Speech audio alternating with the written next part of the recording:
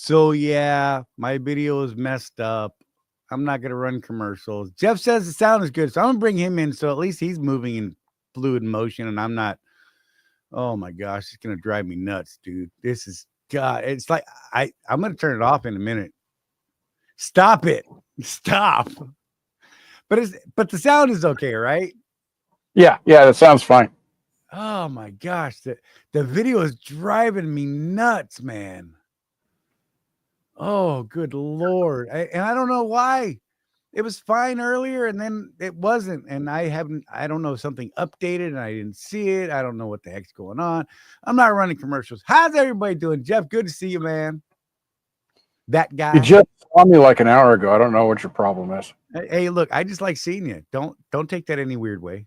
You see me more than my wife does, and that's creepy. I'm sorry, Donna. Oh man. So the show today is item number 3,654 on my list. Right. Yeah, it's definitely been a one of those times. That goes with the video pretty good. Yeah, it's definitely been one of those days. Matt's Great. got an interesting suggestion because when I'm mobile like this, I usually downgrade my stream to 720 instead of 1080.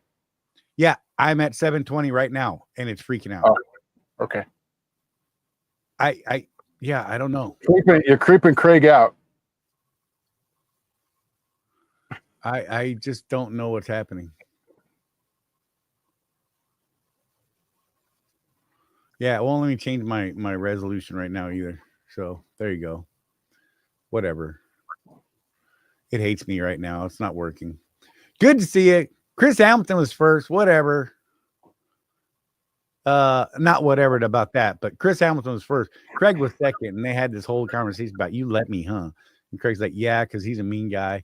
Anyhow, whatever. Let's see. Then Matt. Oh. So Craig, Charlie, I got to call you out because I witnessed it today. Oh man, Charlie, absolutely. We were on the phone with Craig earlier today because he had a question and he called us. I actually heard Charlie tell Craig, "Okay, Craig, the show is going to be posted sometime today." So you people are absolutely right that Charlie tells Craig when the show's going to be posted. It was sometime today. It was very specific. He nailed it. Oh, it's funny because Chris hit it like seconds after I hit the dang button to post it. It was pretty cool. Like I could just see him refresh.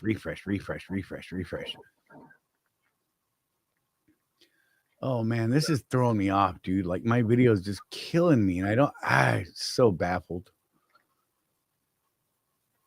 Charlie survived this now. Dude, I sent this video to Ida. It's funny. Like the road I was in a parking lot and the parking lot was totally clear.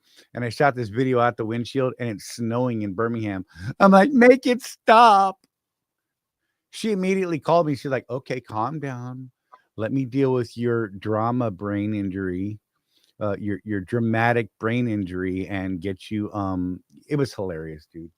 She was killing me. She's like, it ain't a traumatic. You got a dramatic brain injury. Chris, dramatic, dramatic, not traumatic. Dramatic. Yes, dramatic with a D. That's great. Strong like bull. Yes, narc. Exactly. Yay. There's no reason for it to be doing what it's doing. I tested it in between, like when I was supposed to start the show. I pulled it up on the Razor site and it's smooth, it's flowing. As soon as I get in here, it goes to hell. And I mean, I have nothing else open. I don't know something is pulling from it and I don't know why. And it's really upsetting me. Oh, yeah. I got to look at this for a second.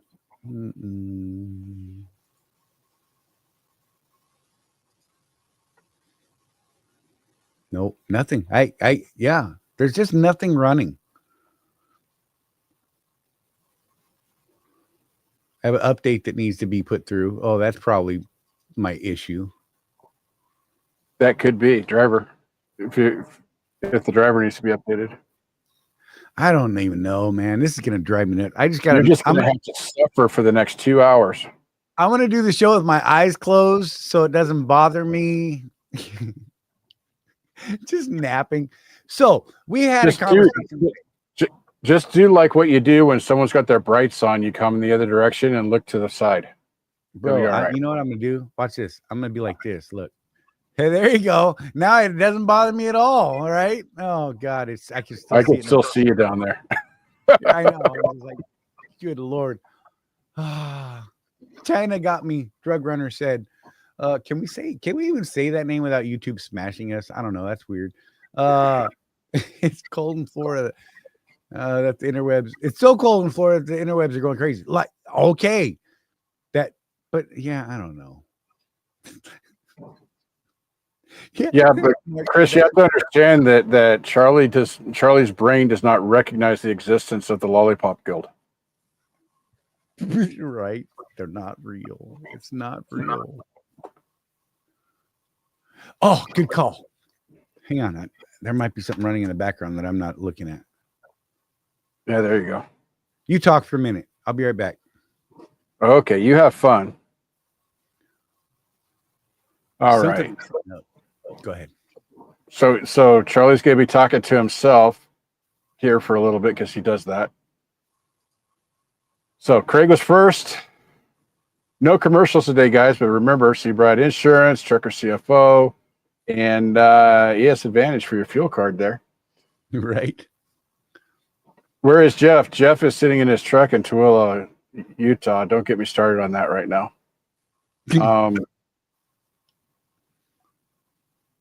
You know, we got Bear Hunter up there that's doing really well at Panther right now, but he lives in Texas. And so I'll talk about that for a second.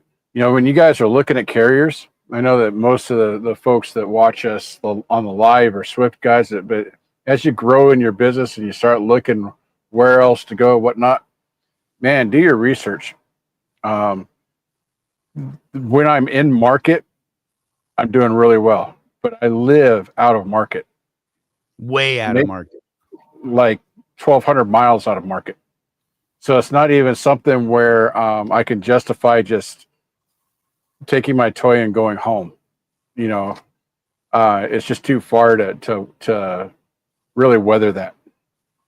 TK Iowa 80. I love the Iowa 80, bro. Ready to go back to Phoenix. Hey, you getting snow up there? I bet you are. Bear Hunter is not dead. Oh man. But that's funny coming from Drug Runner though, because right.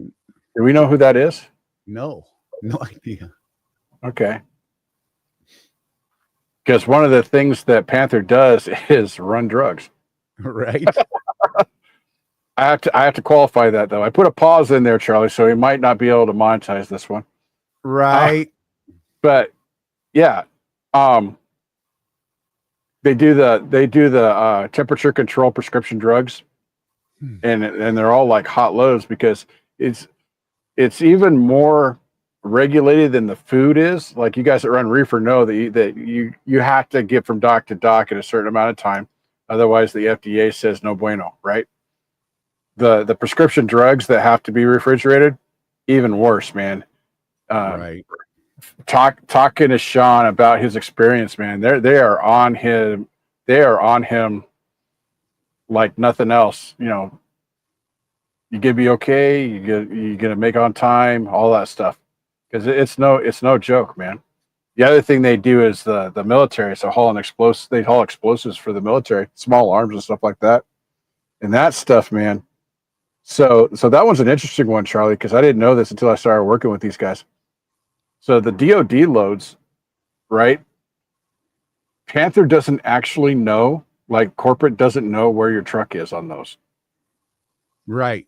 Tracked by the DOD, but like a fleet owner, they don't know where their truck's been until they get paid for it, like literally. So yeah, that's weird. They got like my truck is actually set up for DOD, and I've got this special little black box in here I don't have the little buttons and stuff like that. But so like if you get yourself in trouble on a DoD load, they actually have a panic button, and that alerts local law enforcement wherever you're at that you're in trouble, and they show up. So it's that military stuff is kind of interesting. Absolutely have to be a team for that because, yes, with explosives, somebody has to be with the load at all times. So you can't even go in like if you and Rosie Charlie were going to do DoD, you couldn't go in and have a meal together if you're loaded. Right. Someone's got to be with the truck physically at all So times. annoying. I've already heard of people getting fired for not following those rules too.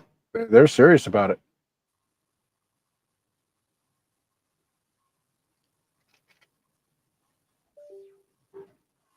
Chris Hamilton, why don't you just get a fleet air filter and stop buying air filters? They're a little more expensive. They're about $500 for a Freightliner, but they you just clean them. You don't replace them. You clean them. It's open cell foam. Well, Charlie, are you okay? Can you talk about the fleet air filter for a second because you have one? Yeah. No, I dig them because I mean, you go and you clean it like once a month, right? And it's a pretty simple process. I mean, it's a little time consuming to do, but it takes you half hour or so to clean it up, wash it out, use some Dawn dishwashing liquid to get all the oil out of it, get all the soot and crap out of it, sand and whatnot. And then you put this the cloth spray oil on it. As long as you don't. So when I first did it, I was way over oiling it, and that caused a whole different set of issues. So you got to get it oiled enough, but not too oiled. You don't want it dripping, you know what I mean? That kind of thing. But beyond that, I mean, it was nice because God, I want to say it was right around $300, I guess, right? And just because it was so long ago, I can't remember what it was. Well, that was on Chewy. On the newer Right. trucks are closer to 5. Yeah, because of that rectangular shaped filter on like the newer Cascadias and things like that. And of course, it's truck specific. On Chewy, it was the big round trash can looking one, just a single filter. But even still, I mean, after a couple months of that, it totally paid for itself. Because I was spending 90, 80, 90 bucks every month basically on a new filter, maybe every other month. Because, Chewy was she sucked up everything that was floating around in the air and brought in more and seemed to produce more. But it was a pretty simple process. She was a dirty lady, Charlie. Yeah. Stop it, Jeff. I met Chewy once. Holy cow! That is one that was Charlie. That was one ugly money making truck. Right? Everybody's talking about how ugly she was, man. I was like, all I see is green. Chris, that's the fleet air filter. If you go to pittsburghpower.com, they sell them there. And I would actually recommend them because you can call them up and tell them what you've got, and they'll make sure that you get the correct one because it is engine specific. So it's not like your Toyota, where any Fram filter will do. Right.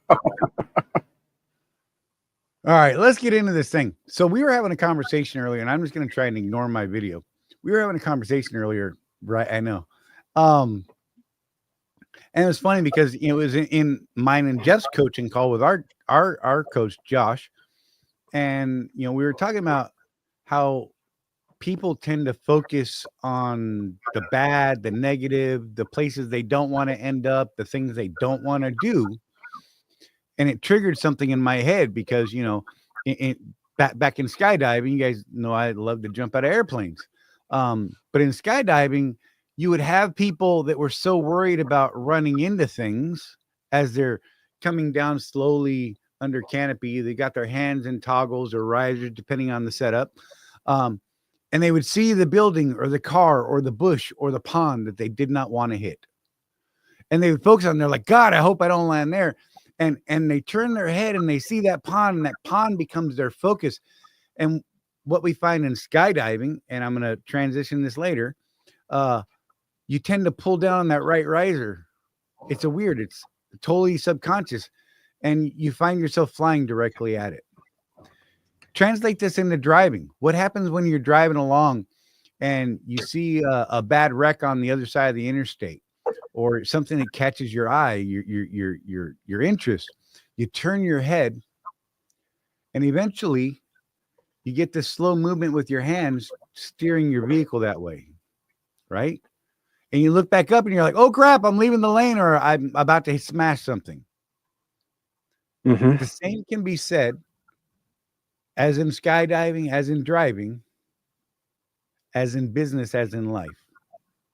If you Right. focus on the things that you don't want to do, you will move towards those things. Right. What you focus on, you tend to move towards.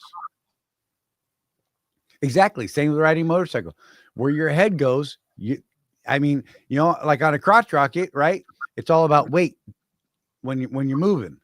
You look that way, you tend to start leaning that way a little bit. On a more standard handlebar type deal, you look to the left, boop, your hands automatically adjust. And it's weird, man. Your body wants to go where your eyes are seeing, because it sees, whether it's clear or not, that's where it thinks you want to go, because that's where your focus is. So, what we're saying with this is get your focus right. Figure out the things that you want to focus on. Figure out the things, your goals, your points in your business that you want to achieve. And it comes back down to mindset. If you get your mindset right, it will get you focused in the right direction. Every now and then you got to adjust things, right? You see that, oh, I'm kind of moving off of my path. Get that focus back in there where it's supposed to be, back towards that thing that you want to head towards. Yeah, it's funny that Matt mentions motorcycles, because that's the analogy that Josh used. Right. And when we were talking about that, what I automatically zeroed in on was, what we teach new drivers: aim high in steering. Right. Look down the road, not at the zipper line. Look down the road, and that's why we focus on the vision so much in what we do, Charlie. Right. You got to focus on that point way out there. You don't want to focus so much here. You want to focus out there. Right.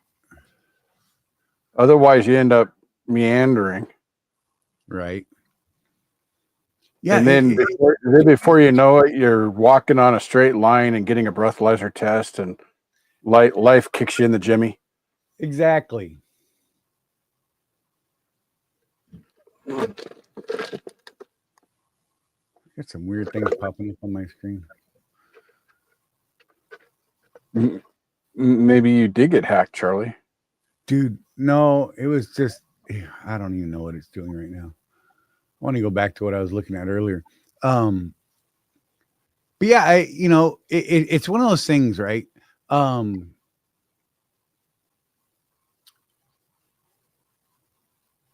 Goal setting. Let's talk about goal setting, right? I'm looking at some notes that I put down earlier.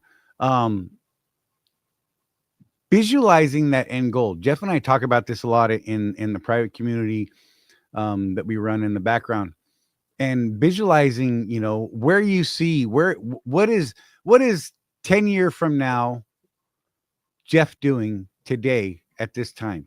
And we talk about, real specific. We get real specific about how we envision this. And, you need to do this for life. You need to do this for your day. You need to do this for business, and all these things. They transfer directly. If you can't see where you want to go, don't have the idea, you're never going to get there. And if all you're seeing is the bad things that you don't want to happen, that's all you're going to get. Right. It's kind of baffling, and it's a trip to see it actually play out. But in this conversation we had earlier, it totally triggered it. It popped in my head earlier. Jeff and Josh were like, "Whoa, look at Charlie! He's on fire all of a sudden. He's all animated." And it was because I put that out of my mind for so long. I didn't realize how that it transfers over into, I mean, just everything. Whatever it is that you focus on is where you tend to go. If all you can see is the bad, man, and we see it, look, we see it every day on Facebook with people, Oh goodness, yes. right? And all the socials. It's not just them feeding us garbage. It's because we've kind of started down a garbage path, and they're like, oh, clearly he wants garbage, right? There Right. is some budget on their side to keep that thing going. But as soon as you show that little inkling in that direction, the algorithm starts saying, oh, he wants that, he wants it, he wants it. Right. Yeah, And I taught a little bit of that at the end of my live I did last week. Those of you that saw it probably noticed that the sound wasn't great. I had technical difficulties I wasn't aware of until it actually got published. But anyway, right. but I actually talked about here's how you hack the Facebook algorithm. If you know what motivates you, right? Like I like to see all the like Tony Robbins and all those guys on there. They motivate me. But if you have someone that actually motivates you to be a better person, go to their profile and follow them. First of all, that's one thing the algorithm will pick up. Oh, he followed this guy, and then go through their feed on their page and just like a bunch of their stuff. Right. And you know what happens is if you do this, I do it about once a month. I'll go to certain profiles. I'll just go through and like all their stuff. I won't even necessarily watch all of it or read all of it. It's just I Right. know I like that guy. So I'll go through and I'll like a bunch of their stuff. And for about a month or so, that's what's in my feed. I'm not getting Fox News, CNN, Prison Planet, whoever crazy Right. guy out.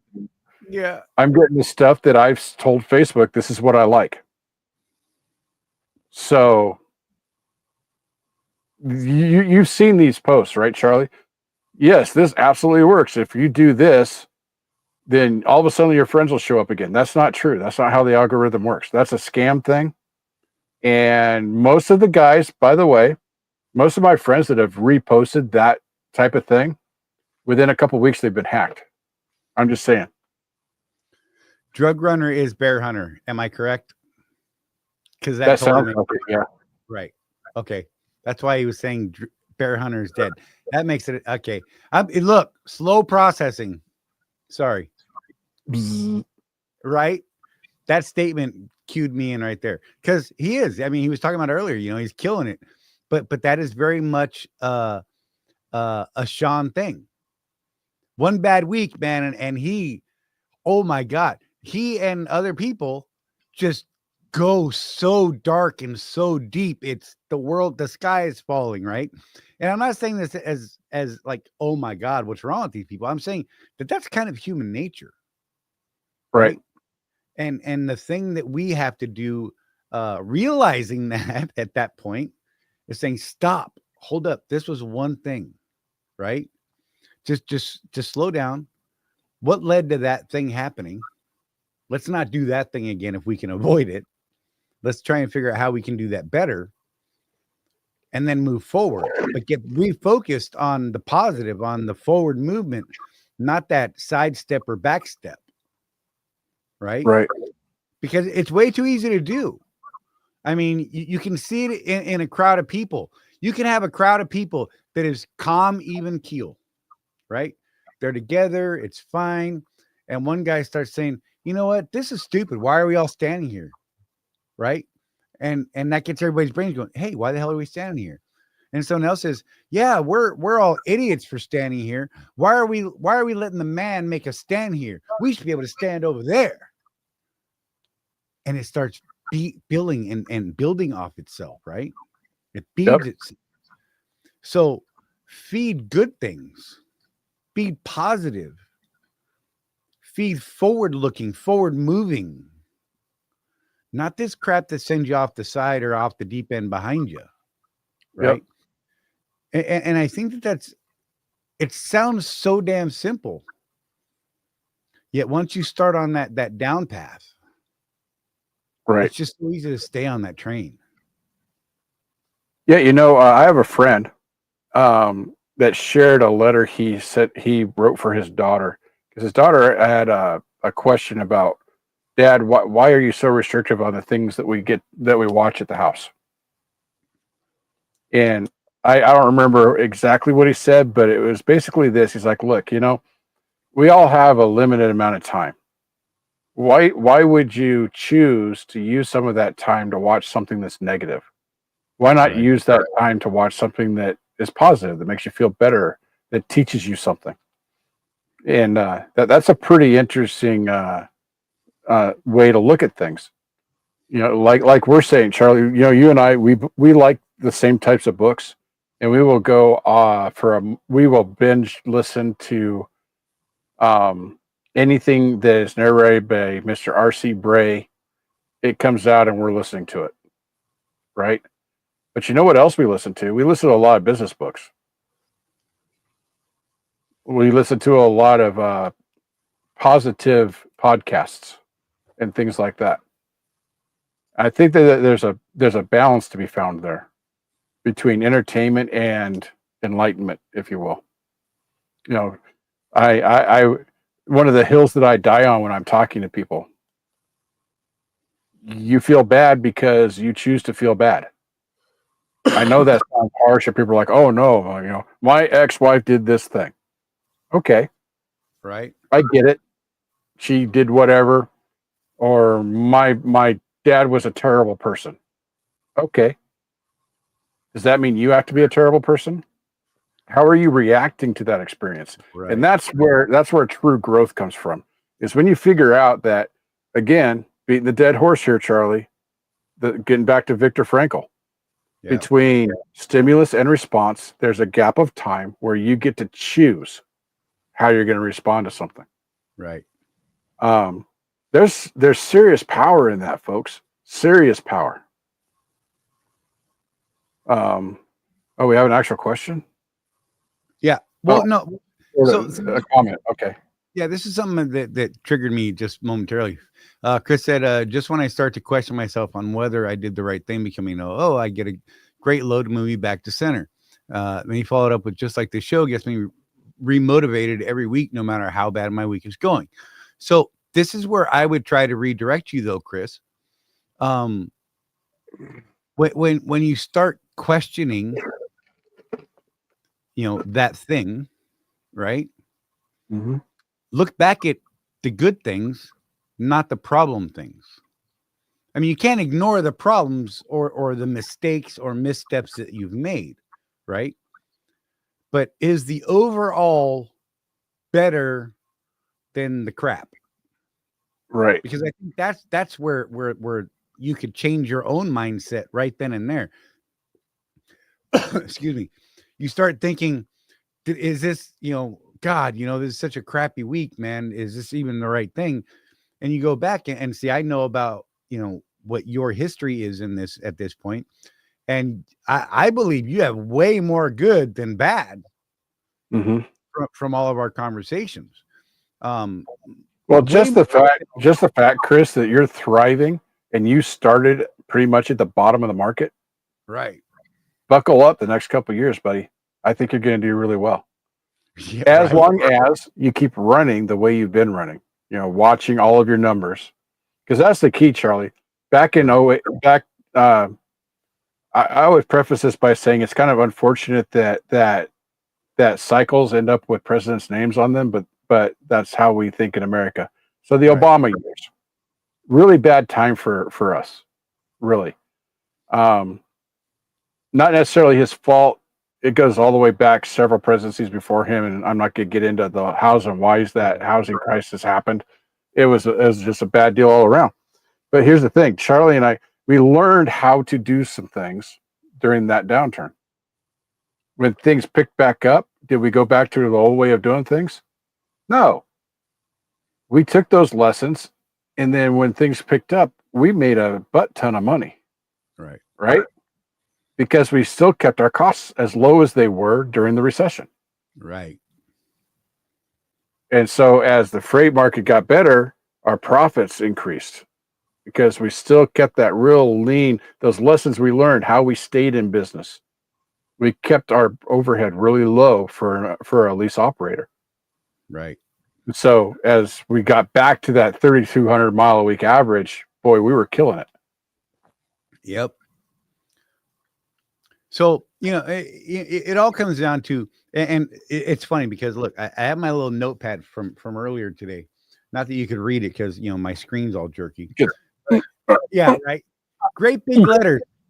Great big letters. I wrote, "Look away, steer away," in skydiving, in business, in life.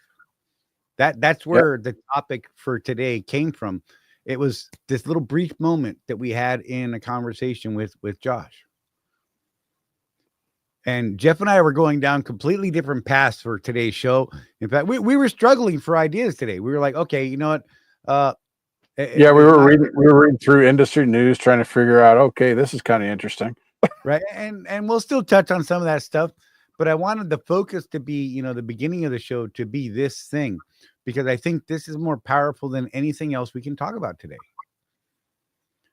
Getting your mind right. And here we are, we're starting a new year. It's not about resolutions. It's about starting this new year. Right. You need to reflect on what the last year was, right? And yet most of you are still here. You made it. Yeah. Now let's work on this year and let's make it again and let's make it better. What can we do to move forward to keep that needle moving in the right direction for us slowly, as my screen shows, right? What can we keep doing to move positive flow, positive feedback? Jeff and I have a lot of things that we're working on the back end of all of our things. And we had a really good meeting with our coach today. And Jeff and I have some things that we're going to be working on together and some things individually. And they're exciting for us. Like I had this weird thing happen in my brain. And I shared it with my coach Josh and my partner Jeff, and who's also half part coach there, because when I am having trucking issues, I go to Jeff. And when I shared this with them, they're like, "Bro, that's great. You should do that."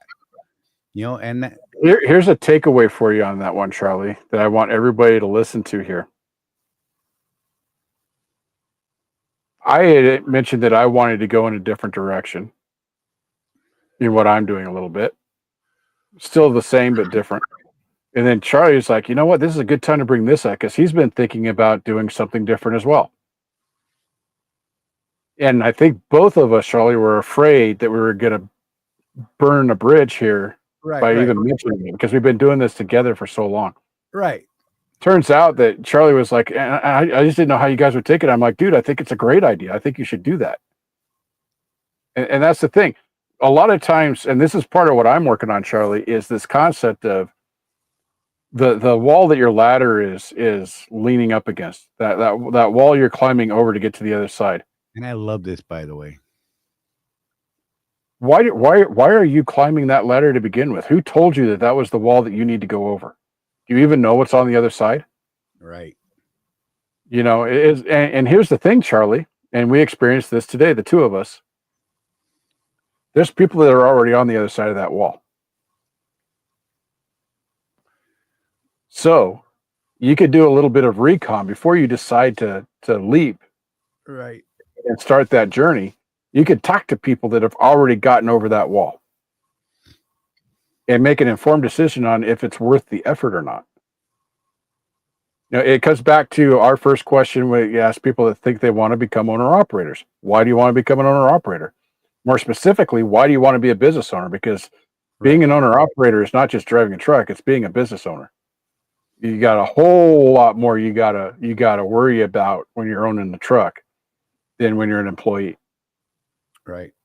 For me and Charlie and many of you out there, it's absolutely worth it. Absolutely.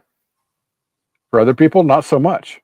Right. But as we discuss with people, I think my record years ago, because Dana used to send people to both you and I, that ask questions, and I think my record was if I talked to 10 people, I would probably convince about 7 or 8 of them to not do it.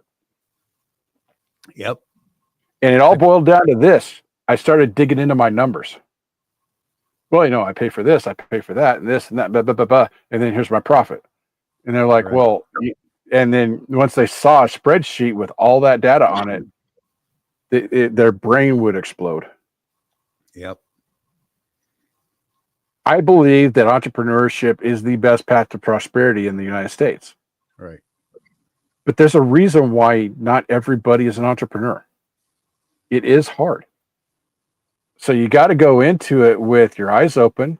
You need to do that recon, right? I was a Scout Scout in the Army, so that's where I came up with this concept. We when we would go out for a mission, we would start with the mission brief, right? Right. And then the senior scout and the platoon sergeant and the platoon leader would have a little powwow, go over the mission, and do what was called a map recon. Literally getting your little markers out and tracing out the route for the platoon. And then the senior scout would go and scout the embarkation point and clear it. And then we would start the mission. See all those steps between the time of the order coming down and actually getting into the danger zone? That's not even counting all the training time before we even did anything real, right? Right. By the time you get to your unit in the service, you start out as just a private, right? And you don't know anything. And if you're unfortunate enough, your opinion, to have the balloon go up when you're a brand new private, buckle up. That's a scary proposition right there. But here's the thing. Your platoon sergeant has probably been in the Army for what, 12, 14 years? Right. And at this point, he's probably been deployed at least once. So he's been in the suck. Don't get me started on platoon leaders because whatever. 2 days. But the way the service is set up, you that brand new guy had this amazing support system of experienced, seasoned, again, at this point in history, blooded soldiers to lead you into that crisis situation, right? So, and their job is literally to make sure that you complete the mission and come back. So, obviously, driving truck, not as dangerous, right? By and large, I can't say never because I've seen the news the last couple of weeks. By and large, getting shot at. Okay. But we do have a support network. It used to be tradition in the trucking industry years ago that older drivers would not make fun of young drivers, but take them under their wing. Right. I'm not sure when that stopped, Charlie. I'm not. Yeah. But I say, let's bring that back, man. Because of medical reasons, I'm towards the end of my career probably, but I've got 20 years out here. I love talking to brand new drivers, especially the ones that are about ready to quit. Those are the ones I love to get my hands on. You know why? Right. Because it was tough for Donna and I that first, I would say 6 months out on the road. That separation, man, is that hard. Yep. But I had my sights set on this whole owner-operator thing from the time I started. I was going to own a business, right? And I never really got away from the vision. It's been hard at times, but I keep my eyes on that end goal, that 10-year horizon. So, it's, I don't know where I'm going with this, Charlie. Help me out. I think you're doing fine, honest to God. It's all comes back to you had a vision, right? And even though there was the struggles at the beginning, it was that vision, that goal, that plan that kept you moving forward, and I think that everyone that we see that's successful, and again, success is different for everybody. The people that we see who are successful, they have that vision, they have that plan, they have that goal. and that drive to, even when everyone else is telling him, you're an idiot. You're an idiot. This is never going to work. Right. Elon, look at Elon. Okay. I know some people hate Elon, whatever. Dude, the whole world told him he was an idiot. Yep. How are you going to compete with NASA? Oh, did you see the latest on that? Lord. He's got the cost of a kilo of freight on one of his rockets down to $65. That's insane. Now, of course, that's not counting all the R&D and stuff they're still paying for. But that's where he's at. Like, if you want to put a satellite in orbit with his company, it's going to cost you about $65 a kilo. Right. That's insane. Yeah. It really is. Because I was reading an article, and like the Russian Space Agency was the main freight carrier for a number of years to space, right? And they charge like $10,000-$15,000 a kilo. So this is one of those things where, here's where Musk and all those guys get the bad reputation. Oh, it's just a bunch of rich guys trying to get more rich by going to space. Right. Yeah, but look at what the benefit could be for the rest of us. Did you know that without NASA there would be no MRI? Right? It's crazy. Microwaves, all sorts of stuff that we just take for granted today was directly a result of the space program. I don't know. Seems like it was a good investment to me. Right. But all of these people, you look at the history of NASA, even that one's a great one. If you dig deep into it, we went from not being able to break the sound barrier, right, to not being able to lift off a rocket without blowing it up. Yeah. To going to the moon in, what is it, like 25, 30 years? Right. And the main thrust of that was during the Kennedy administration. That last decade was when the most momentum towards the space program happened. And that was when President Kennedy said, we will put a man on the moon in 10 years. Right. He created that vision. And even after he was assassinated, that vision carried forward in that organization. To believe the vision. Yeah. Yeah, people believed it. And so they did it. Could you imagine with 1960s technology saying, yeah, we're going to go to the moon? Oh my God. I've got more power in my palm of my hand, calculating power, than they had in buildings back then. Crazy. Yeah.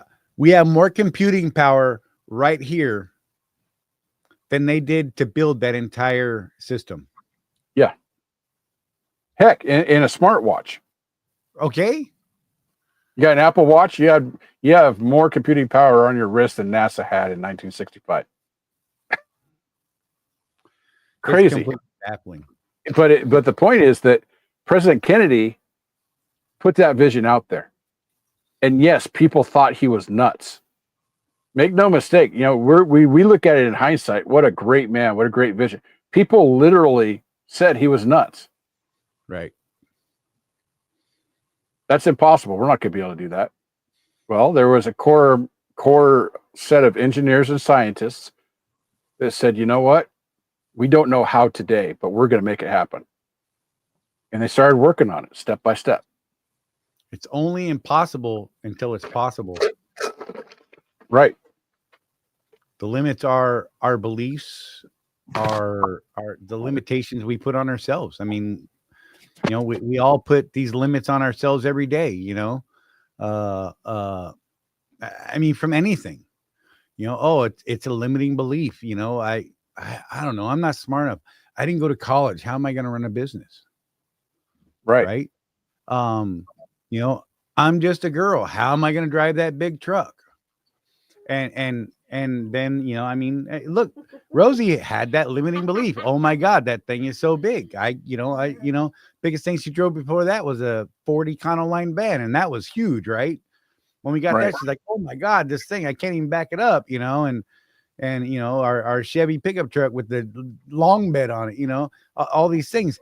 But they're beliefs, they're limiting beliefs that you create in yourself, right? And oh God, stop it, Wimpy. And love you, babe. Thank you. Yeah, say Wimpy's back. I bet he's a flat earther too. Good, stop it. Don't get it going. Yeah, that's absolutely a trigger subject for me too, Charlie. Oh, I can't do it with those people. but my point is if you can see it, if you can build the vision in yourself and then figure out the steps you need to take to get there, Right. it's like reverse engineering. How did Jeff get to where he's at? I can look at where he's at and I can talk to him and find out what steps he took and move back from there to the point where maybe I'm at and I want to get to his spot. In the coaching thing that we do, we tell people all the time, you only need to be one step ahead of the person you're helping. Right. And then you find people that are a step ahead of you that help you in turn turn around and help the people that are behind you make that step back up, and you keep progressing forward. Eventually you're all getting to that pinnacle, that top, and now you're looking for larger, grander plans. And for us, let's translate it over. Maybe you're this company driver and you can't see or understand why these idiots lease a truck from a mega carrier. And yet I can show you a bunch of guys that have done well and even built fleets. Right. And are in a position where they're paying cash for a Western Star truck, every couple of years for 10 or 15 people in their fleet that they built. And those of you that don't think you could do that at Swift, I know of 2 people that have. And I know there's more. We just don't know them. Yeah. And the first one I met was years ago, and he had a really nice brand new Western Star. He was a mentor, and he had 3 other trucks that weren't Western Stars. He reserved the big truck, the fancy truck for himself. Yeah. Everybody else was in a Freightliner, but he had a fleet of 5 trucks, and he literally stroked a check for a brand new Western Star every 4 years. Right. So yeah, at Swift, just saying. Here, Tim, just for you, I'm going to fix that. Okay, it's going to be a minute because I can't remember what button to push. That's great. Here. There you go, Tim. No distractions. Get focused. Let's do this. So yeah, and so so you guys know, we are on a journey as well. And the concept of whether or not you have any business being a coach or helping people at all came up in our coaching call today. And it had more to do with what Charlie's wanting to do, right? And Josh just gently reminded him, he's like, Charlie, dude, you don't have to be a PhD anything or this or that. You just need to be one chapter ahead in the book than the other guy. Get them, Narc. That way, if you can get someone to your level from where they're at, that's being of service to people. And that's really what you'll find, I think, Charlie, is that true success in life comes from serving other people. Business, real business. I'm not talking about what you hear on the news and these greedy mega corps and all that stuff. You people out there that like to bang that drum would probably be surprised at how much I actually agree with you on that. But the mom and pops, the people like us, Charlie, the people like our viewers here that own small businesses, it's all about serving other people. And that's where your success comes from. Right. Everything we do. If you think about a one truck operation and how many families it feeds, it'll kind of blow your mind. I'm sitting at a TA right now, I'll probably get fuel tomorrow. Because I got fuel, that gives the guy at the fuel desk a job. You go in and get a burrito from Taco Bell. Well, those kids now have a job because you wanted a burrito. Right. The porter, you go in and take a shower. He has a job because you took a shower. It's that whole argument, Charlie, that you hear. Well, that $80,000 whatever. How much good could you have done with that money? How many people could you have fed with that $80,000? Well, right. Wall Street Journal does analysis on that every couple of years, and it's like Harley Davidson is the one that usually comes up because they're expensive. They're absolutely a luxury item. You don't need one to go to work. It's just nice to have one, type of thing. Over 100 people have a job because that one Harley Davidson was sold. Worldwide. Speaking worldwide. Right. That's amazing.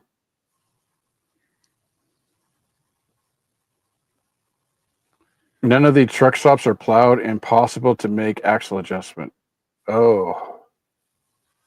Wimpy's in the middle of all that stuff, apparently. That sucks.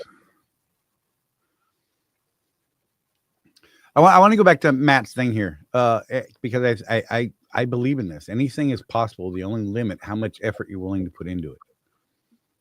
Right? Yes. And it goes back to that self-limiting thing. How hard are you willing to work for it? Well, you and I just had this conversation, I think, a couple of days ago, Charlie. I have an uncle, no longer with us, but I had an uncle that was a diamond level Amway guy. Right. Now, for those of you who are not familiar with Amway, if you're diamond level, you really don't need to work anymore. Okay, that's a really good income just from that.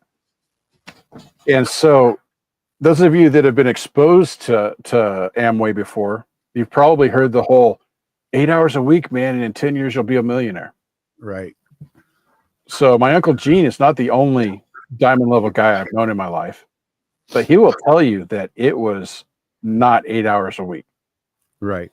He worked that business day and night for a couple of years before he got any traction at all and just kept working it day in, day out. One of the most successful guys I encountered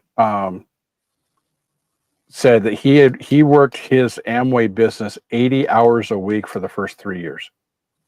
Went all in. Does that sound like a get rich quick scenario to you, Charlie? Exactly. And yet that's what people think that something like Amway is, right? Same thing with trucking. People think, oh, I'll go lease a truck because they make more money. How many of you guys would agree with that? Just because you lease a truck, are you going to make more money? No, absolutely not. As a matter of fact, Charlie, you've heard me tell this to people. I tell people all the time, expect your first year as an owner operator, especially in a lease purchase program, right? Actually, probably more so on the outside, but right. We'll just keep with the narrative here, whatever. Don't expect to make what you did as a company driver at first. Expect to take a pay cut. Why is that, Charlie? There's a lot of learning to do. There's a lot of mistakes that you're going to make, that you have to make. Without those mistakes, you're just not learning. Probably. I mean, Jeff and I and the community do a lot to stop some of those mistakes, but we can't say we're going to get rid of all the mistakes. I mean, there's things, we will tell you to absolutely do these things. They will help you, and they will if you do those things or don't do certain things, right? Right. There's still an amount where you have to take that step. They say, the hardest step to take on any journey is the first. Without taking that first step, you're getting nowhere. Right. I'll tell you, up in a hole or a rock. I'll tell you, Charlie, when I decided to lease my first truck, which was an 07 T2000, really liked that truck, by the way, just saying. even though I came into this job at Swift with the idea that I would become an owner operator and a mentor, right? That was my plan from the beginning. When it came time to put pen to paper on it, I hesitated because running numbers, I was like, how the hell are these guys making money? Right. Donna and I talked about it, and it really, and excuse my French, Donna, but I'm going to say it anyway. It came time to either shit or get off the pot. One of the two. I decided to move forward, and it's been really good for almost 20 years. Right. But you've got to be committed, and you've got to take those lessons. You know, those first couple of months especially were really tough. I was one of those guys, Charlie. I was fueling where Swift told me to. Right. This is back before smartphones, didn't really come into play yet. So I have my little, you remember the dongle that you plugged into your laptop that gave you sort of kind of internet access? Right. I found this website called Diesel Boss that gave you real-time fuel prices nationwide. You remember that? Yep. So what takes me now about 5 minutes to do was about 20 to 30 minutes every day trying to download that data so that I could see what the fuel stops were like on my route. 20, 30 minutes, man. You had high speed. I had 3G, man. Whoop. I just said, you guys are absolutely right. Our country was 100% built by the little guys that believe they could. And that is, yes. Mm-hmm. I mean, there's just so much to it. The power is within each of us. And I know this is one of those raw, feel good things, but it is. The limit is what you limit yourself. Sure. If you got $10 million, could you make $1 million? Probably.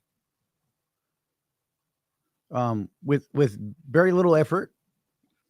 Yeah. I mean, so I'm going to offend at least half of our viewers right now. Okay, Charlie, you ready? Because everybody dumps on Donald Trump for his wealth. It is true that his father gave him his first $1 million to invest. That is true.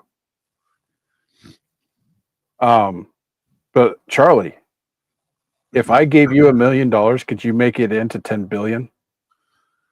I like to think I could, but I don't know. Yeah. So you look at people like that. Yeah, they had a little leg up that the rest of us didn't have. But they also did something with it. Right? It's like Larry Wingett was famous for this during his live stuff. He would ask the audience, who here wants to make more money? And of course, everybody does. And he would invite someone up on the stage. He would give them a quarter and he would say, congratulations, you made your goal. You're now 25 cents richer. And everybody would laugh and have a good time. And he's like, but here's the thing. How much more money do you want to make? Be specific. And then, and this is something that has stuck with me over the years. It's been a minute since I've read his stuff, but this one has stuck with me, Charlie. Do you have a plan for that money when you do have it? Or are you going to do like most people and, oh, look, I got a little bit of a windfall from a lawsuit or something. Let me buy a shiny car. Go buy a shiny car instead of invest it.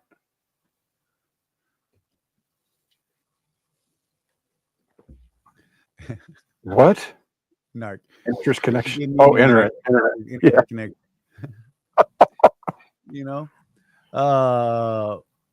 Wimpy, this is something I didn't know, but Matt Sharon, cat scales will beep inside if they're not at 0 for 30 seconds. It prompts the operators to re-zero the scales. There you go. Oh, okay. I didn't know that. Hey, Life, what's up, buddy?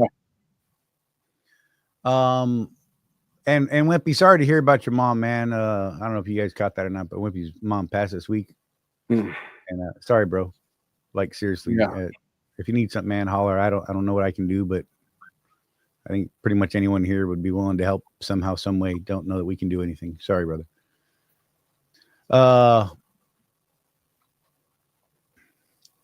So I got a migraine happening right now, Jeff. It's pretty awesome. I didn't before I started watching your screen. Man, It might be helping it's you. wigging me out. I just got called out for not looking directly at the camera, but if I look directly at the camera, I see Charlie going, I know, right, dude? And it's weird. And it's not actually my internet connection. It's something in my settings, and it's nothing I can figure out right now. I bet after the show you're going to run that update, and then it's going to be fine. Right. Oh man, I don't know. But anyhow, I think we've covered this pretty well, and I think it comes down to just being intentional, steering towards the positive and not the negative, right? And it's for business and personal. If you really think about it, you can achieve, potential beyond your personal fears. Right. If you just get focused on the right things, here's my fancy words.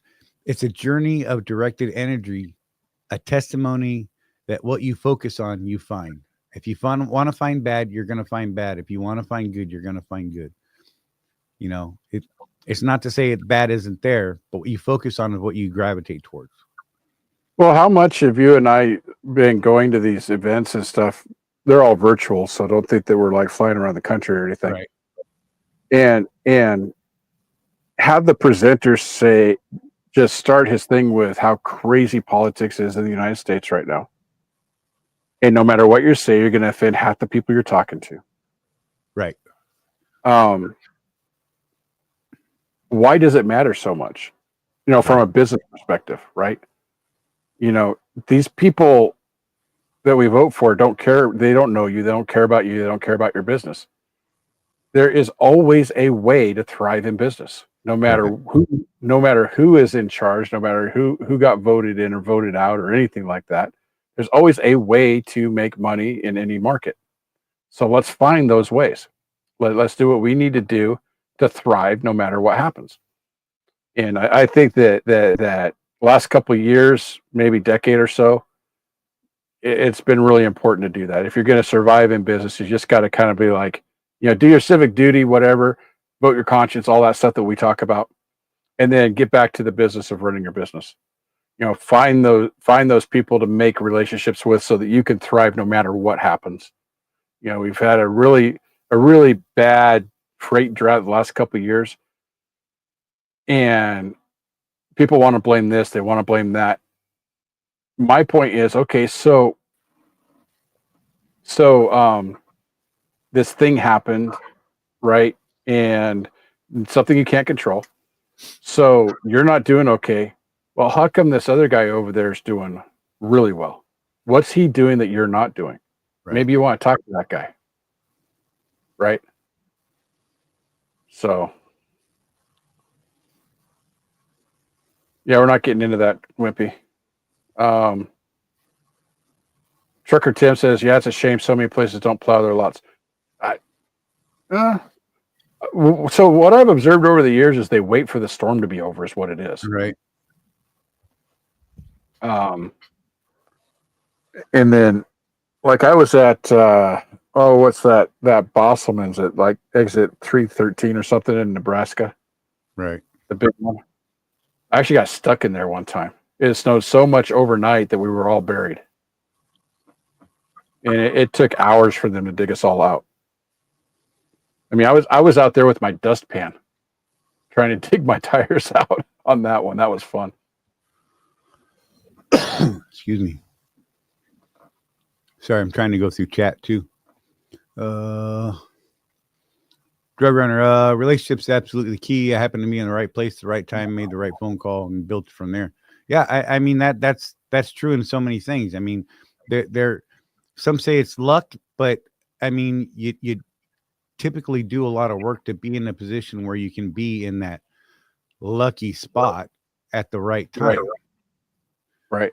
I mean, was it luck or was it, a lot of footwork put in ahead of that? Right. It's like there's psychology books written about this, how the uber successful only take 90 seconds to make a decision. Right. People latch onto that. what they don't understand is the years of preparation it took to be able to get to that level. You know, like anymore, Charlie. If I'm looking at a load offering, right, it's pretty quick for me at this point. Right. That's profitable. That's not profitable. But that's after 20 years of being out here. When you're first starting off at a megacorp, right? If you go to an academy, you get hired by that carrier, and you just kind of take what's thrown at you. You don't know any better. You kind of get Right. taken advantage of by planners, to be frank. You know, and then over time you start figuring it out. Well, last time I went to that place, I sat for 3 days, so I don't want to go back there. That's not Right. profitable. Or, the big one at Swift, Albertson's loads. Right. Right. Oh, last time I was there, it was 8.5 hours. Freak, I don't want to do that again. Right. And obviously Albertsons needs their product, but if you're a business owner, you got to look at that in terms of, does it pay? Is that going to pay your bills or not? A little bit different for a company guy, I think, because they don't have truck payments and fuel and all that stuff. It's kind of I've noticed, and it's not. By the way, this is not a Swift thing, guys. I've kind of noticed that a lot of carriers, if the difference between company and owner operator, company guys, if they don't want to do something, well, what's your problem? It's not like you're an owner operator or anything, And at Swift specifically, there's an issue with their bonuses if they do that, right? Because I don't know if you know this, Charlie, but the fuel mileage calculation on their fuel bonus is loaded miles only. Right. So if they take a bunch of empty miles, they don't get a bonus because it throws off the calculations for their fuel mileage, right? Mm-hmm. Matt had a good point. People call it brown nosing, but I look at it as networking and the key part of my business success. Yeah. Chris said, right place, right time to meet you guys and set me up for instant success. It wasn't instant success. Let's just be real. I mean, it sounds great, but you put in a lot of hard work, Chris, and you were doing the hard work. You were asking, questions that a lot of people simply don't ask. Right. They're afraid to ask for whatever reason. It goes into a lot of things.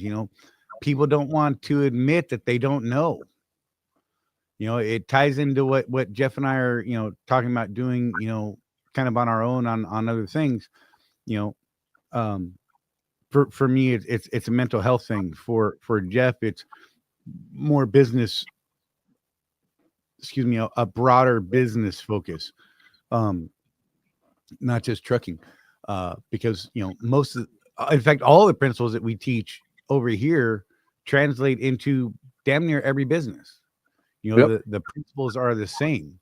But like in the mental health thing, we get a lot of guys that we got people eating pistols, and removing themselves from our planet because they simply didn't ask someone, or they think they're alone. Couldn't ask the question, couldn't say, hey man, I'm struggling, right? And we see that in business as well. People say, they don't tell you they're struggling until it's too late and they've already thrown the towel in, because they were afraid to do something that was, I don't know, I don't understand it. I mean, I guess I do, because I've struggled with it in different aspects, never in business. I've always been willing to ask questions about business and work and things like that. In other things, I have had that be the thing that drives me, and that's a problem. But I'm working through that stuff and hope that others are as well. But it comes down to, ask the questions. Chris asked a lot of questions. I mean, he thought he was bugging the hell out of us, and Jeff and I were like, "This is awesome. I Yep. love this." Asking questions, and sometimes Jeff and I didn't have an immediate answer. We're like, "Bro, that's a good one. Hang on, let us figure out what to say here." Right. And it helped us further ourselves.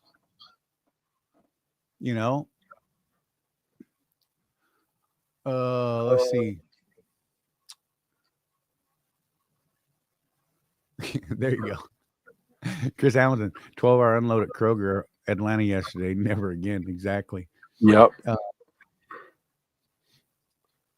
I said, same for me meeting you, Charlie. Right place, right time. You, Rosie, have always had my back. Absolutely. And that was weird because I actually met Ida years and years ago when I first came down to Florida. I want to say it was, I don't know. I don't even know when. And she was working at the Walmart DC in McLeany, Florida. Right. And who'd have thought then that I mean, I look at Ida as like a sister person. You know what I mean? Um, and it's not just trucking. It's whatever it is, whenever it is, whatever it needs to be. I've talked to Ida about some dark things in my life, in my mind. Right? It's kind of a weird relationship sometimes. I don't know how she puts up with me personally. Um, Sorry, I'm having sinus issues too with this. The migraine has triggered sinus issues. Go figure. So I'm gagging on myself, but it's just stop it, Jeff. Um, I lost it, but I don't know. Pick it back up, Jeff. Make it right. Fix me here. I don't know, man. You're talking Uh, about dark stuff with Ida. I wasn't there. But it's that relationship building thing. It's that being able to ask questions. Um, the relationship thing is huge. Um, those relationships can become friendships, and those friendships could absolutely help you in business, or maybe they just help you in life, right? Uh, that's funny. Did he fart? Good God. Sorry, that was a distraction. Um, Tim said I was doing okay prior to the group, but no, I'm doing better than okay. But now he's doing better than okay. And it comes back down to that community that we've been trying to build. And the more knowledge we get in that thing, and the more people we have interacting and sharing and things like that, exactly, it's a thing. The better it all becomes for everybody, right? And we're not talking about socialism or communism. We're talking about a collective brain to increase the knowledge base, right? There's definitely a difference. I'm not willing to give you guys my money because you're not doing as much work or doing the right things. I would not like to give you my money. I would absolutely loan someone money who I believed was a worthy person, in that I believed that they could pay it back with the plan that they had in place, right? That's a different Right. thing. I mean, but yeah, I don't know. Again, it's a thing. I'm going to leave that there. I'm going to end on my brain thing there. But I think we've covered this pretty good, Jeff. I really think that this, hopefully people get some value out of this, and we've done about an hour on it. There was a couple other things we wanted to touch on. I don't know about other companies. I know Swift has a loaner program when a contractor's truck is dead Right. in the shop, some problems like that, whatever. We had another really good discussion about this earlier. In fact, we were talking with Craig about it. One of our other guys had to put his truck in the shop today, and he's kind of just like, I just want to get that contract going, right? And so we had this discussion going in the private Swift Facebook group where people were like, I don't want a loaner, I do want a loaner. What about the liability? What is it I'm responsible for? And I mean, there are so many things involved, and I think that anytime you're signing for a big piece of equipment, don't jump into it. Don't rush through it. Don't, you know what? You've already lost today's revenue. Sorry, it's gone. You're not going to jump into a loaner truck in 15 minutes, get down the road and make it up. You've already lost it. It's gone. Time doesn't come back. It's impossible. You can't get the time back. Right. It is absolutely gone. So accept that thing and now make a good decision moving forward. Do a complete and absolutely thorough inspection of that equipment, whether it's a brand new truck, whether it's a loaner truck, whether it's a rental, what have you. Do these inspections, you guys. The Swift contract, the loan contract, or the loaner contract has a sheet on it for you to mark down everything that's wrong with that truck. And we're finding out that people are doing that. And if you need more room, you should have Right? some paper on the truck anyway. So, Yeah. Add an attachment, make sure you send it all in. Yep.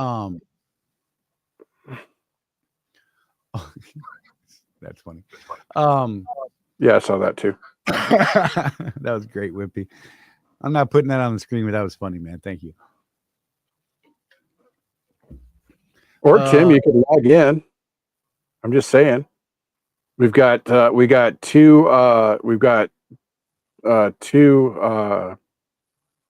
monthly Zooms out of the way. They're up for replay right now in the group. We'll be doing we'll be doing January's here shortly. I don't know. I might do that Saturday. I don't know. We'll see. Jeff, I think Tim is saying that like he doesn't know how to get there. I know we sent that out to everybody that did it. So it may have gone into a spam. I don't know. Reach out to us. Could you reach out to Charlie because he's off tomorrow anyway? Okay. Yeah.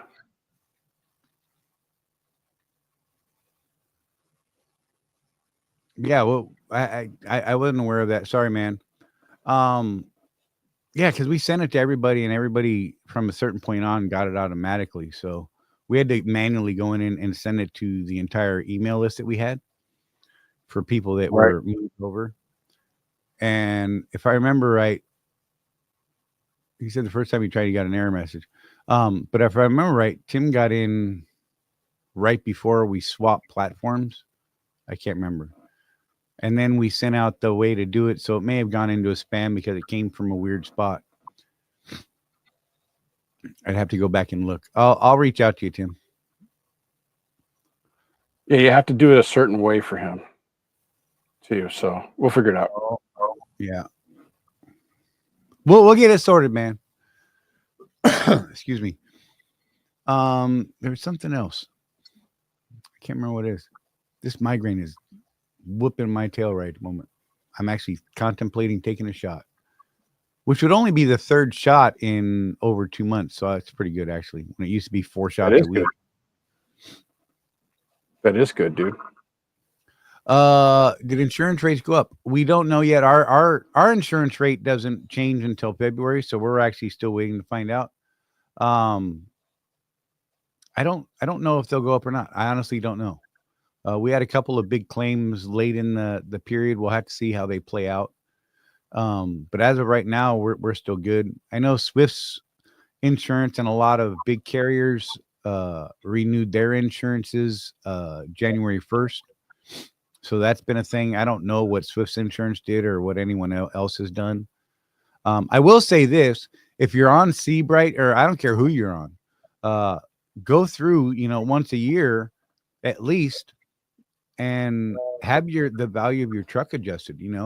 Because when you started your insurance, you had a definitive dollar value that was associated to your truck. For guys at Swift, we go by the SLV, the stipulated loss value, and that's what they cover the truck for, not just the market rate. And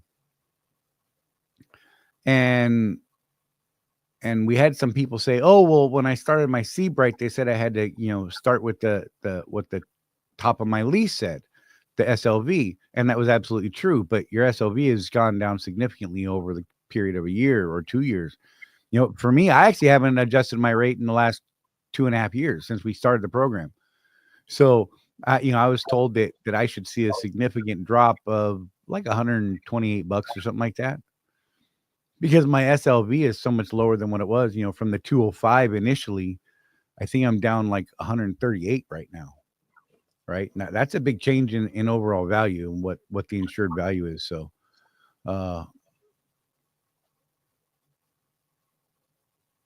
what about 10,000 chrome? That's not my truck for sure. That does not add to my truck's value in my mind. No, doesn't help me haul freight. No, it does not. Chris, I finally figured out Charlie is secretly dancing to Jay Gall's band Freeze Frame. Yes. That is in my head now. There, you bastard. You killed Kenny. Stop it.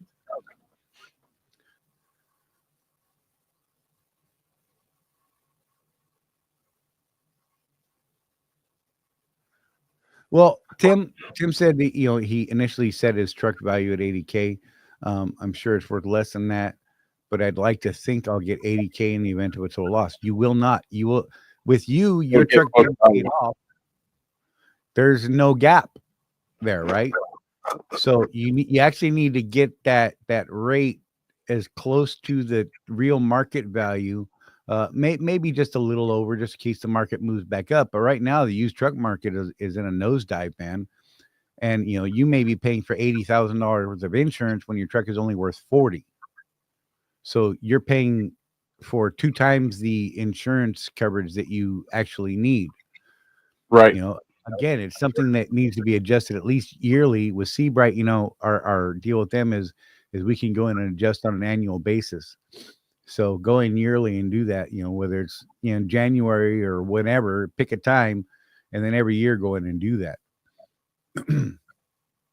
So I don't know that I would keep your truck insured to 80K, simply because, like I was saying, your truck is paid off, and the way our insurance package is built is it covers the market value plus the gap between the market value and the stipulated loss value, or the loan amount, for someone that wants to look at it that way. Because what happens is, it's just like when you go buy a car. The minute you drive that car off the lot, it just dropped 5 or 10,000 in value. On your way home to the house, you get in a wreck, the car's a total loss. Well, the value is only 10,000, but you still owe $20,000. How are you going to cover the other 10,000? If they're only paying the market value of the vehicle, you're screwed. If you Right. have the gap coverage, then you're covered for the amount of the note, the loan. So, but once your car's paid off, you don't want gap coverage because there is no gap. You're paying extra money for something that you no longer need. So get that value, as tight as you can, and pay the right insurance amount, because otherwise I think you're just throwing money out right now. Keep in mind, watch that market. Eventually the market will turn. It always does, just like the freight market. And flip it over the other way. You, with a paid for truck, you actually do need to pay attention to that. Because if you're only insured for 40K, and you're 80% or less than what the truck is actually valued, you can actually take a penalty in an insurance payment if you get really into reading the insurance contracts. If you're not covered for enough and your value is actually much higher, they'll penalize you that amount in percentage. So Right. beware. Check your private message. Yeah. So Chris, we have to do some math on that. And I'm not sure I can do that right now, the way I'm feeling, but you need to look at the spread and determine what the return on investment is. And I would say if it's within a year or two, unless the truck is worth $10,000 and you're paying 80, I would still buy the truck out. That's just me. Yes, you said, Charlie? Yeah. Okay, Tim, I'm going to send you a link right now. Well, as soon as I open my thing. How's Right. that? That's funny. Don't open your thing on camera, Jeff. That's weird.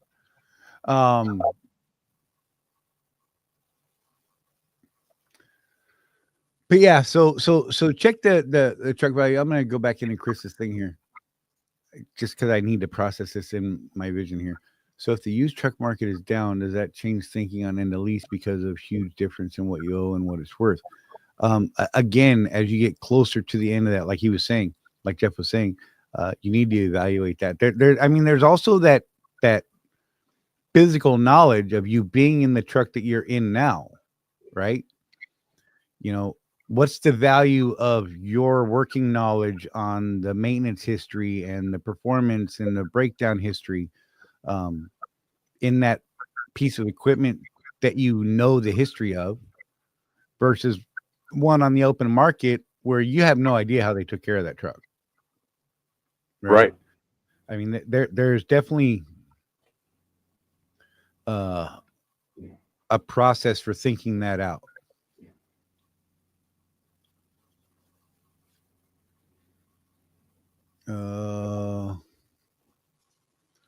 Okay, Tim, check your email and make sure you check for spam. It'll be coming from Jeff at the roadwarriorentrepreneur.com. Squared away. Chris said, "Okay, my goal is to have a nice maintenance account and stroke a check for all or most of it." Yeah, keep before you stroke that check, though. You got to look at what the market is. I mean, look, if you can get an identical truck, same specs and everything, for half the price, there's a serious thought to go in there. Yeah, because if you have the ability to pay that, let's call it $80K to stroke a check to pay your truck off, right? And the history and the maintenance and all that sort of thing. But you could stroke a check for half of that and get a comparable truck. Of course, then you have that you don't know the maintenance history, you don't know the history of the truck, you don't know how it was driven or anything like that, right? But what is that value to you worth, right? What are the possibilities? And you go into a used truck and you've got 40K in the bank, you've got the ability to pretty much take care of any problem that arises, right? Should it arise? Yeah, we actually know quite a few people that have the title to their trucks in their names, right?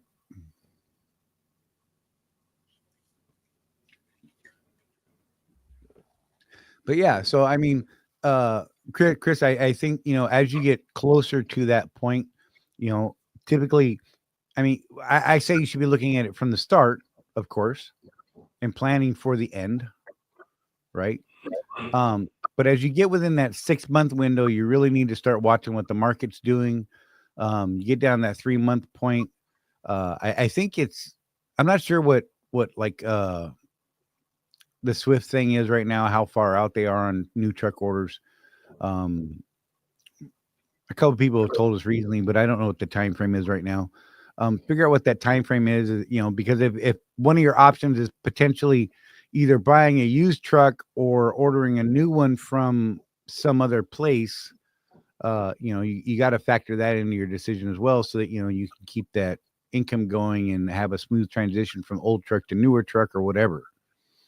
So, right. I mean, 6 months out is a really good time to really start focusing on that. I think to really start developing a plan. Doing the numbers. Right. I mean, from the get-go, from the day one of your lease, I would say you need to look at what your balloon payment's going to be at the end, figure out what you need to save each week to make that balloon payment, and start that from day one. That's what you need to do. And then you evaluate that. Because like Charlie's saying, if you did your calculation, let's say your balloon payment's 85, and you've been, like it's the gospel, right? Saving whatever, $350 a week towards that.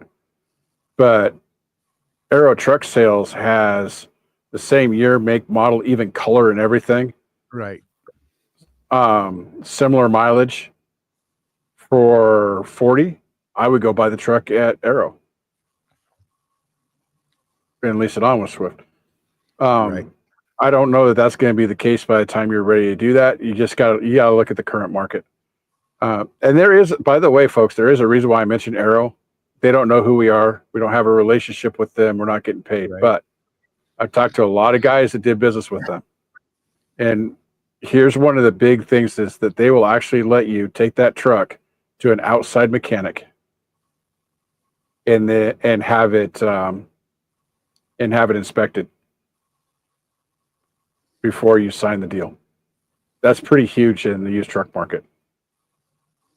Wimpy, I got almost 1 million miles on my 16 Cascadia, dude. Don't talk to me about miles. We're gonna do that again.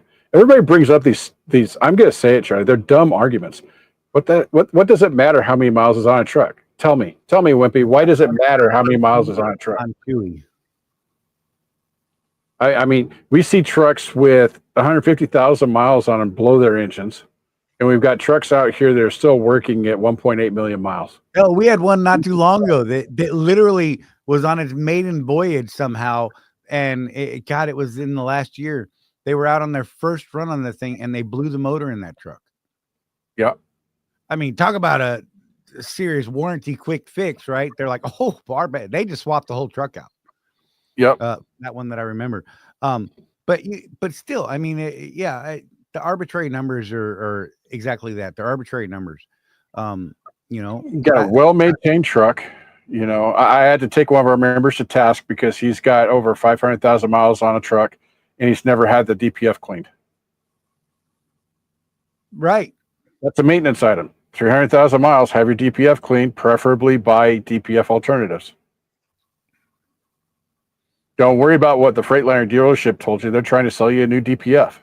Right. Have it cleaned. I got lucky on that because I was just about to run through DPF alternatives, right? At 350, which I'm coming up on. And, my magic people over at my carrier decided they were swapping out the DPF filter. Yeah. So all that time you spent doing that test is just gone. Completely useless data because they did it without my knowledge. And I didn't find out for a week or 2 weeks. Yeah. Oh my God. I need to stop on that. But it reset that timer on the DPF, right? I'm just saying, whatever. Yeah. Yeah. Great example, Chris. His company Volvo rear end went out at 47,000 miles. Yep. Sean Farron, here's another one. 147,000 miles on his 23 when it blew the head. Miles mean nothing today. Yeah. I mean, there's a certain amount of what went in the manufacturing at the time, whether someone was having a bad day or not. Right. Whether or not you got that guy in your assembly line, who knows? And, there is a bit of luck in this. There just is. There's a certain percentage, I don't know what that number is, of trucks that are just god awful. And that's in every make and brand. But if you got one that's running good, I mean, there's something to consider there. Remember I had I talked to Pittsburgh Power when I was around 800,000, because it used to be you did 800,000, you did an in-frame, it would go another 700,000 or 800,000, right? Bada boom, bada bang. Right. And that was the first time when they started telling me, we're looking at your oil sample. It doesn't have any of the markers that it needs an in-frame. As a matter of fact, we're seeing the motors themselves in about 2014 and newer, not ever needing an in-frame. You drive the hell out of them for 2 million miles, and then you just buy another truck. Because at that time, help me with my terms, because I'm not feeling great either, Charlie. Block needs to be replaced. That's a new engine at that point. Right. So you either get a crate engine or you get another truck. Right. It's kind of interesting that, all the complaints we have about the DPF, all that stuff, all the emission stuff, but the engines themselves anymore, they really are built to last. And it seems like they either go forever or you're screwed at a very low mileage. Right. One of the two.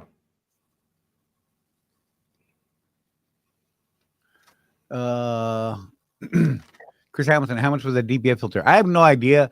I want to say that I remember the invoice showing somewhere around $3,300 or $3,600 worth of parts and labor and diagnostics and all that stuff. I didn't have to pay any of it. It was warranty stuff. I was right at 300,000 miles, which was under the 350, which I'm getting close, really creepy close to right now. So yeah, it was around that. Let's call it 3,600 for fun.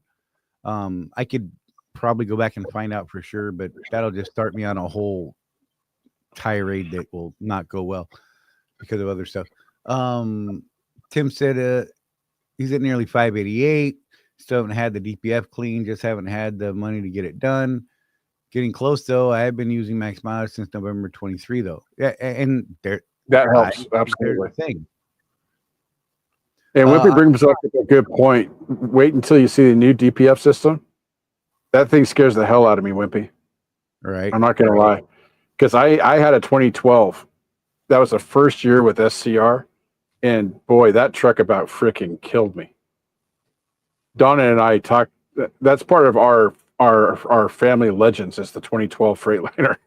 Right. It was so bad.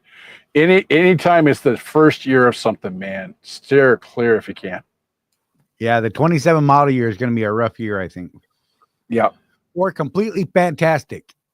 Whatever. What did two? Hey, I still think that we should order a DAF. Man, I wish we could get one. Gosh. I think DAF. I was recently watching some other guy that is a Swedish truck enthusiast, and he managed to get a one of their trucks, and I can't think of the manufacturer name, but he managed to get a new one imported here. I'm sure it's a name with no vowels. Right. Or all vowels, right? Victor. Yeah. Oh, look at Ida. We had a brand new KW with the transmission went out 10,000 miles. You know, I mean, there's just so many things out there. It's gonna get insane. Yeah. So on Charlie's, Matt says he had his checked at Freightliner. Looked clean, didn't need cleaning yet. I would say clean it anyway. I don't trust the dealership on that. But when they replaced Charlie, it was because they found soot in the tailpipe. That was Freightliner's indicator. Yeah. I kid you not. That was their. So Matt, so everybody knows too. One of the things you get when you do the premium clean, which will cost you almost as much as a DEF filter anyway, it's like $2,200 to get the premium clean at DPF Alternatives. But then they give you a lifetime warranty on the DPF as long as you're using max mileage. Right. So once you have them do it, they give you a login. They give an account to their website, and you just enter in your receipt every time you buy max mileage. And if you're buying it direct from Pittsburgh Power and having them on the subscription, which is what we suggest, right? I believe that covers that. Right. But you know, they if they're going to cover the life of the DPF for life, they want you to be using that max mileage. So that's the thing. I was happy as punch with the service, though. Do you remember what it cost you, Jeff? It was a little more than it would cost you today, Charlie, because right, the guy had to do it in Macon. He did not have. He was basically doing it in his garage at that point. Right. And so I had to take the truck to Freightliner to have the DP, the one box removed, which cost me more than it would today because now he's got his shop is right next to his buddy's diesel shop. So they work together, so it's a lower price. But you know that's part of what it was, and it cost me $3,200, which is about what a new DPF costs. But you know $1,000 of that was labor at Freightliner, and we had to convince them that what we were doing was legit. We had to explain to them what we were doing. They didn't understand it. Yeah, that was funny. They're like, "Wait, what do you want us to do?" Yeah, I don't know. And then I showed them the before and after pictures of the DPF, and the lady at the service desk was like, "Holy crap!" Right? Really? I'm like, it yeah. Had less restriction after the cleaning than a brand new one. Yeah, factory specs brand new. That tells you something. I'm just saying. Yep. And that was actually its third cleaning. The other two were the bacon tap. Right. Which I don't recommend now that I know better. I would say DPF Alternatives, they don't do a bacon tap. They actually clean it, chemicals, all that stuff. I'm not entirely 100% understanding the exact process they use, but you know, when you do the bacon tap thing, there's a possibility that it could damage the unit when they do that. Right. And this clean does not do that. And it gets it cleaner.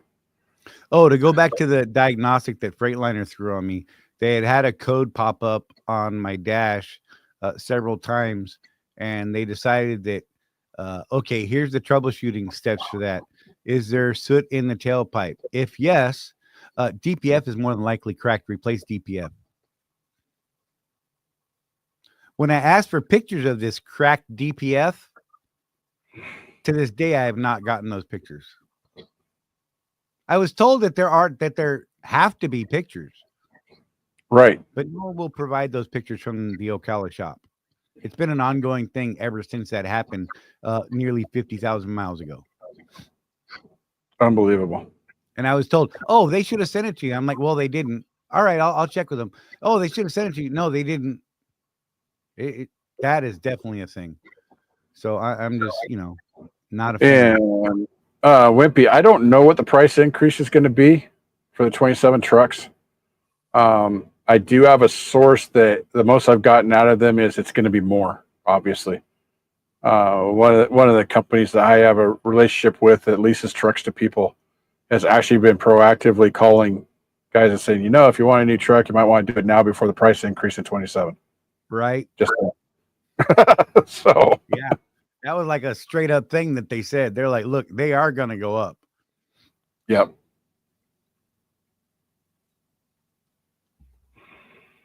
And I'm guessing, you know what happens every time they do this, Jeff? The truck gets heavier. Yep. And they add more computers. Yep.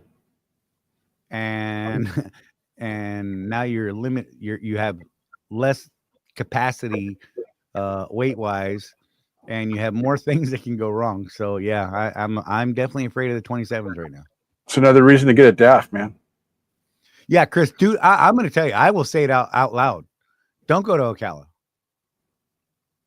I am not willing to tell anyone to go to Ocala. I will continue to do so for a while because I am actively trying to make things better there. I can honestly say that because I have been doing everything within my power to help that shop do better, much to their dismay in the shop itself.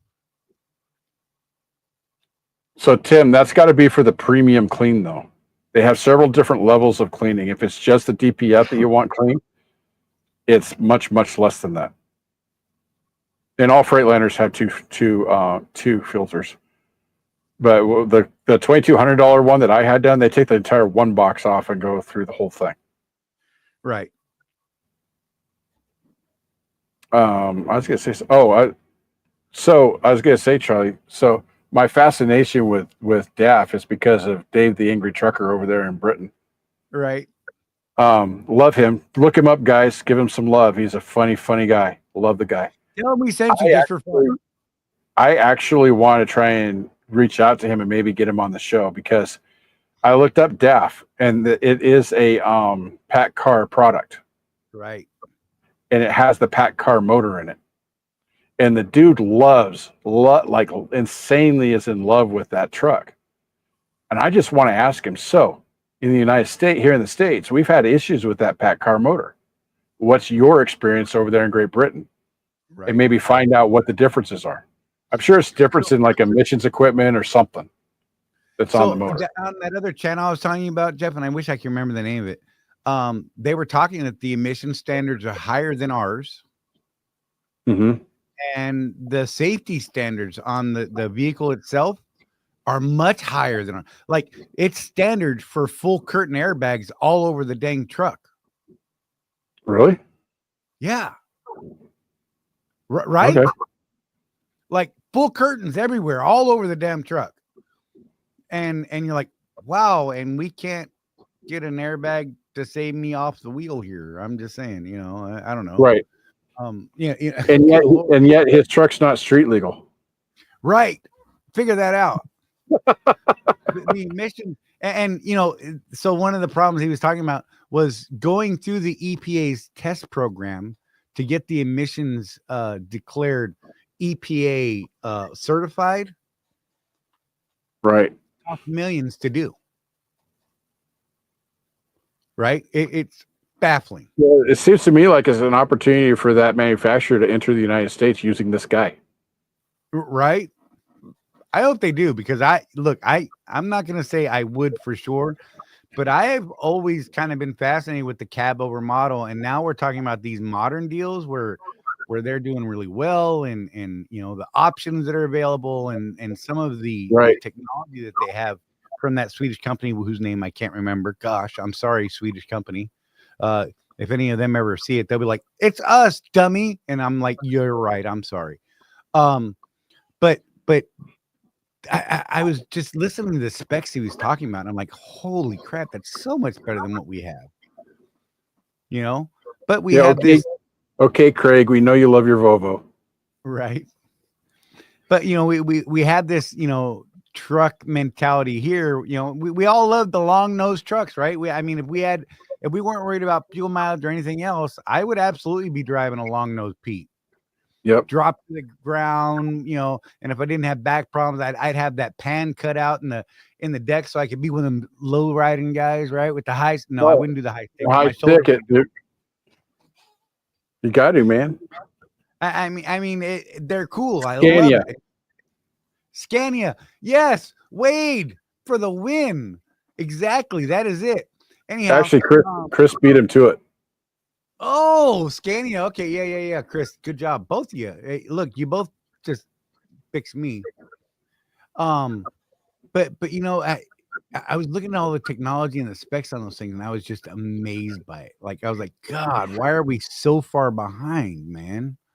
Well, because you put those trucks on our roads, and it'll just beat all that nice stuff out of them. Yeah, that could be true. There's a few things that Europe beats us on in their road system, from what I understand. I've never been over there, but I've talked to people that are like, dude, the roads are just great over there. Right. Until you get out into real rural Europe, and then it's like goat trails. But Wimpy, that's the thing too, man. Long nose trucks and docks and parking places, and oh my gosh. Yeah, those trucks with the 5,000-inch wheelbase. I mean, they look cool though. I'm not gonna lie, they look cool as hell. Well, if I didn't have to make money, my favorite truck if I had the money to buy, is that yellow Pete there at the Iowa 80. It's a beautiful truck, man. Yeah. Oh man.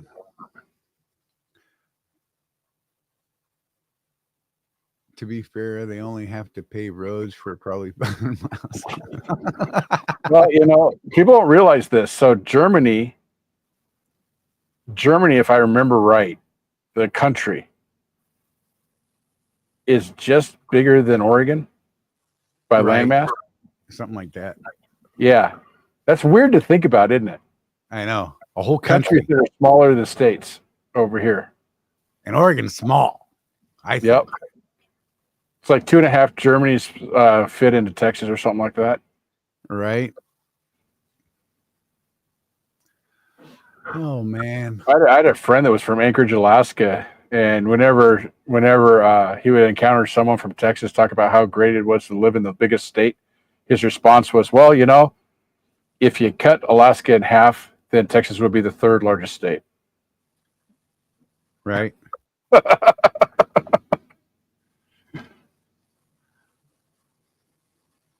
Oh man.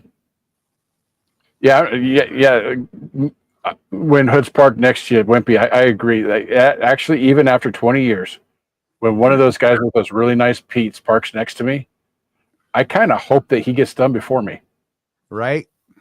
He's like 6 feet farther out ahead of you. You're like, man, I better just. It doesn't matter which way you turn. You're worried about the trailer swing and the ones with the stretch frame, especially where you could freaking park a motorhome between the back of the cab and the trailer. Yeah, man. Oh, it's something else. I don't know. But hey, if there's anything you guys want to touch on real quick, we got about 10 minutes before we wrap this thing. You want to throw that graph up real quick, or you want to do it next week? Yeah, let's do it next week, man. Okay. Yeah, we found something in the news, guys, that we thought was really interesting. We'll touch on it next week, though, because we're running out of time here. But it has to do with the amount of new carriers coming into the market and the number of carriers leaving the market. Right. In the 4th quarter of last year, and it's in our favor. Yeah. But it would probably take us a good half hour, 45 minutes to really go do it justice, I think. Right. Yeah, there's a lot of numbers involved with it.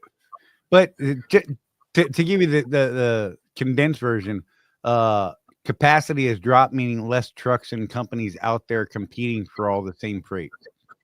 Right. Good.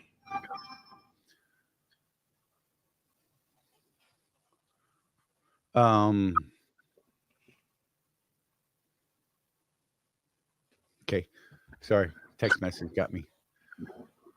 I'll believe it when I see it. Right.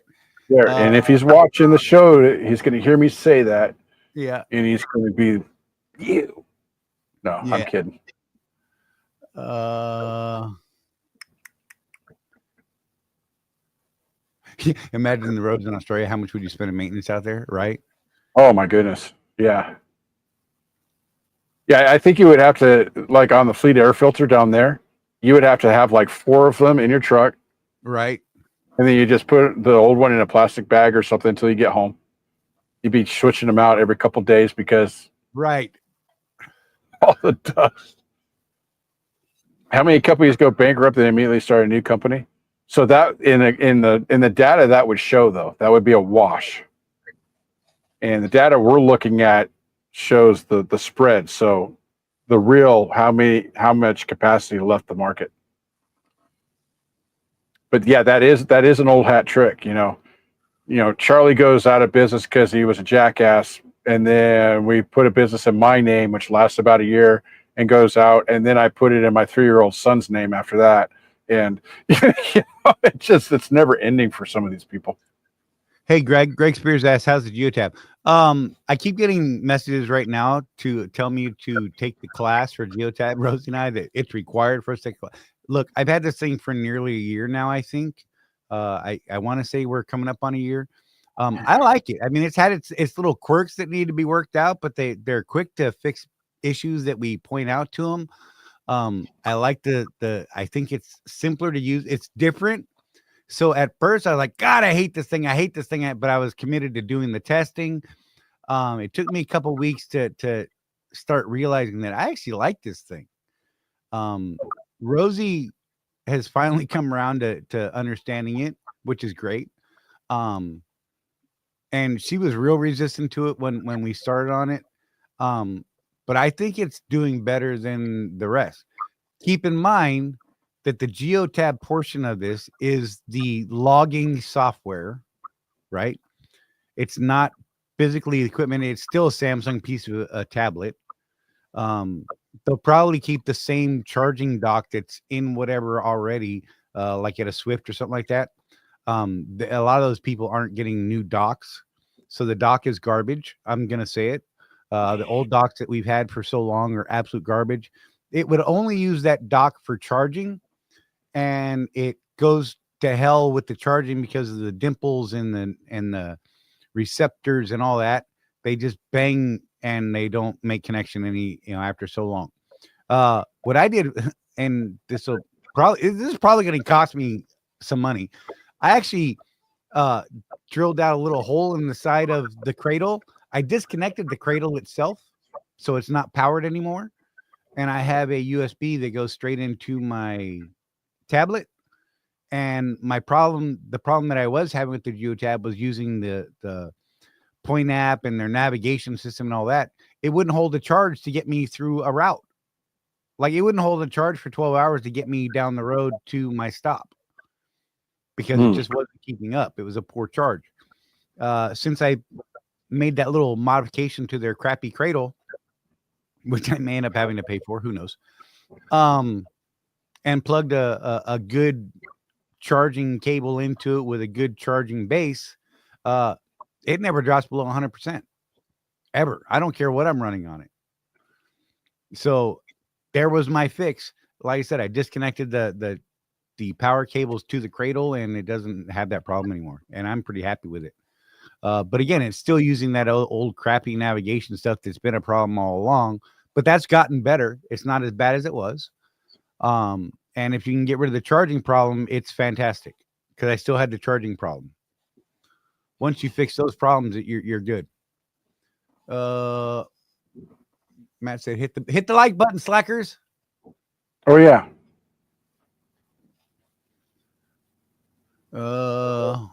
Matt, you have a good night, buddy. Thanks for popping in, man. Yeah. Craig said my tablet died today while driving. Right? That was what I kept having happen. I mean, and sometimes it would, like, without the navigation running. I mean, I get it. The navigation draws processor power constantly and whatever. But even without navigation running, I'd see it drop from 100 down to 60 over the course of a couple hours. I'm like, oh crap. And worst case, I wouldn't notice it, and it would go to 0 and turn off.